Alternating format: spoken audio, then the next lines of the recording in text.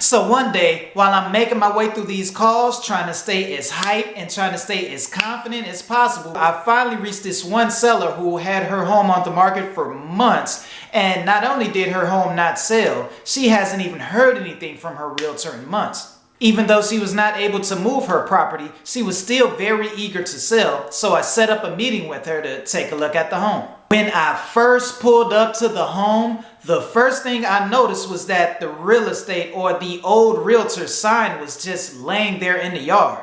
And this wasn't a regular sign, this was one of those big expensive signs. So the first thing I started thinking was, man, what's going on with this home to where this realtor would just not only abandon the home or the listing in general, but they would also abandon this expensive sign. I mean, was this property such a headache that they wouldn't even bother to pick up their sign?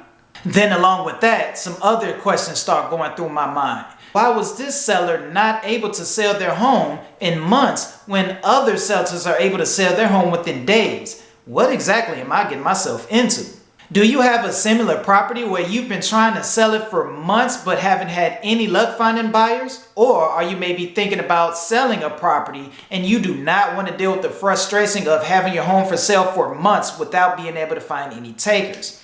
Well, stick with me and I'll show you how to not only sell your home fast, but how to sell any property fast, no matter how unique or no matter what problems that property has.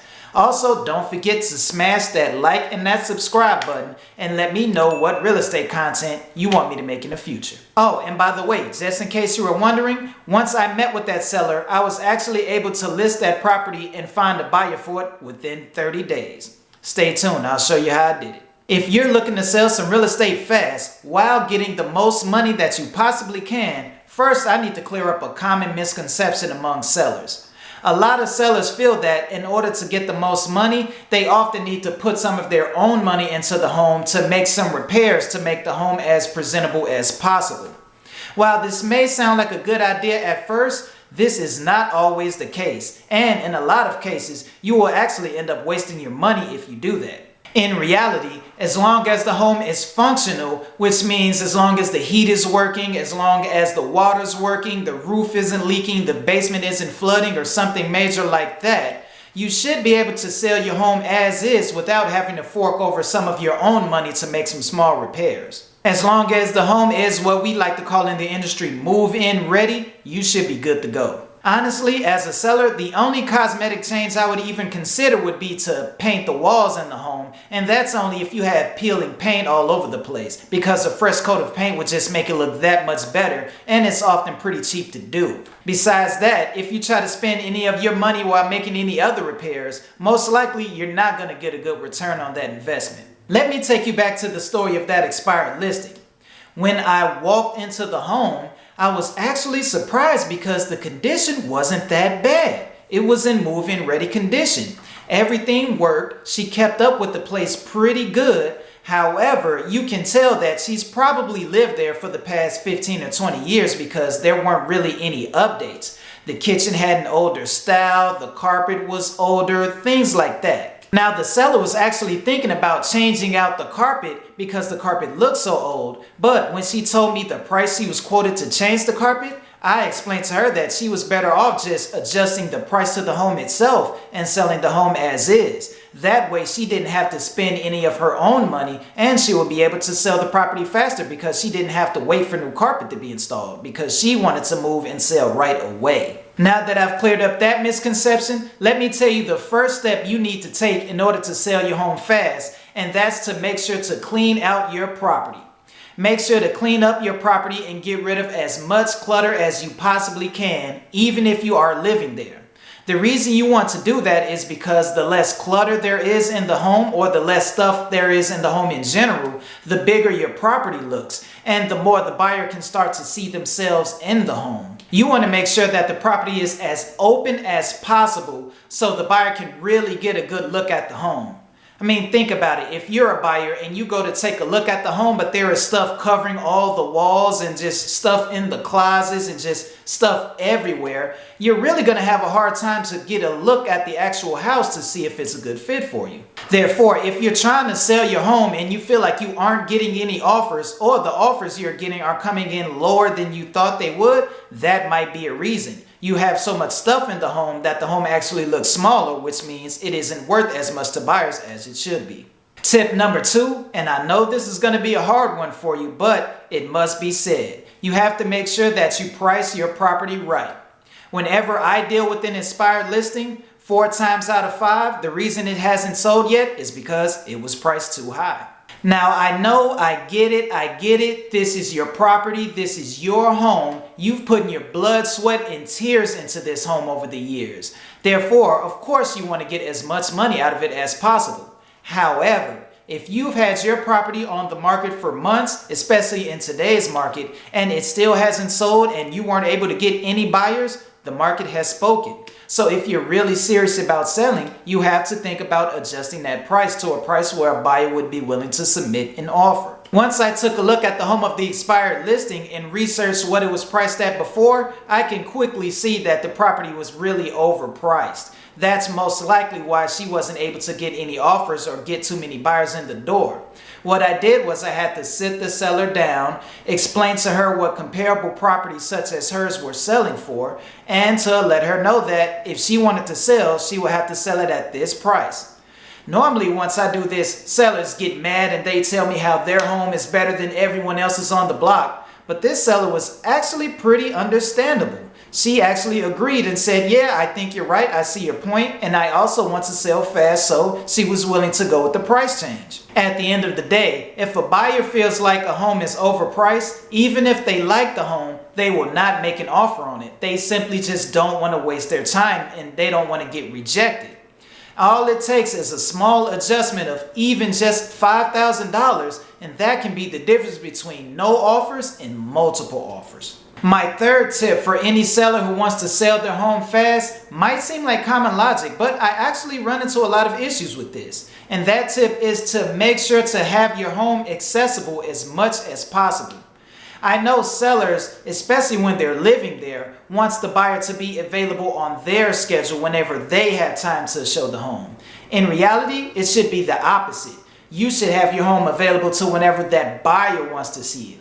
You want to make it as easy as possible to get as many buyers to see your home as possible. You never know what type of schedule that buyer may have. Maybe they work the early shift, maybe they work the night shift and are only available to see properties in the mornings. So you don't want to miss out on a good buyer just because you don't feel like waking up and showing your home in the mornings or in the evenings. Here's a bonus tip for sellers. Always try to leave the property whenever the buyer comes to see it. Buyers do not like it when the seller is draping over their shoulders whenever they're looking at a home. It makes them feel uncomfortable and they can't really get a good look at the home to see if it's a good fit for them. In the case of this expired home, I wasn't able to get the seller to leave the home every time because she was retired and she's pretty much always home. However, I did convince her to simply stay in the living room and let the buyer go through the home and look at everything they need to. That way the buyer could at least feel comfortable taking a look at the home and once again seeing if it's a good fit for them. The seller also did not like showing the home during the evenings because that's when she had dinner and she really didn't want to be bothered. However, there was one buyer who was only available during the evenings because once again they worked during the day, and that's the buyer who ended up submitting an offer to buy their home. So once again, make sure your property is always available whenever the buyer is available. My last tip for any seller who wants to sell their home fast is probably the most important one I can give you. And that tip is to make sure to be cooperative with buyers. Now, what do I mean by that? First off, stop telling buyers what you won't do in order to sell your home.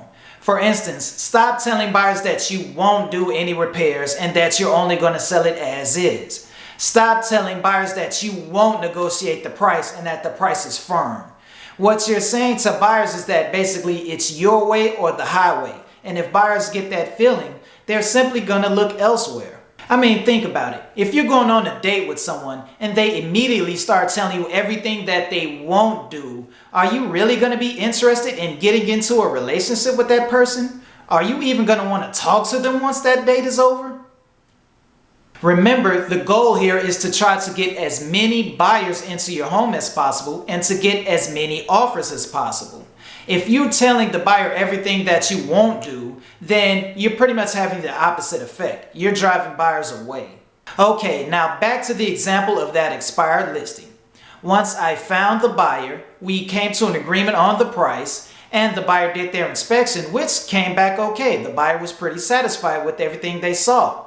However, once the city did their inspection, they decided that the garage leaned 2 inches to the right. I kid you not, that's what they said. The garage leaned 2 inches to the right, so this either needed to be demolished or repaired.